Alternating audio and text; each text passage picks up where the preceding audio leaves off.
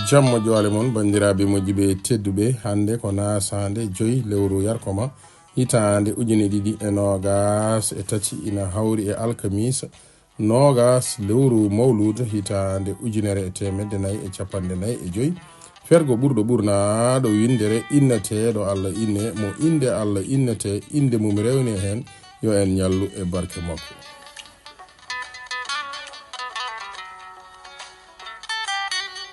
Darorde lewru korka ko ñande amde altine sappo e go lewru mboy hitande ujune ɗiɗi e nogas e nayyi 11 mars 2024. Aissata Diagne debbo mo Rosso Mauritanie o wi pulaar wi cofel ko ma woowa nde wela mabɓude ndaw ko selli.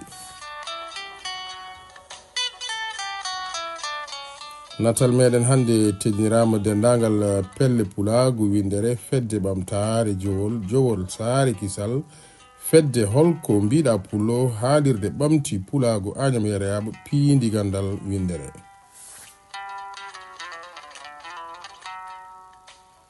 Kuɗol tandine simo cuuɗi meɗen jowol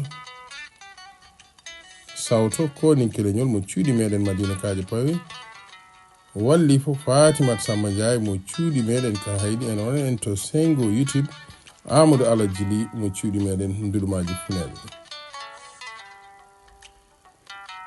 bandiraɓe moƴƴuɓe tedduɓe jiidaɓe to en ɗam rendaɓe gurdam yidde kam e fandare yo joom jaam waɗanen jaam on jarama.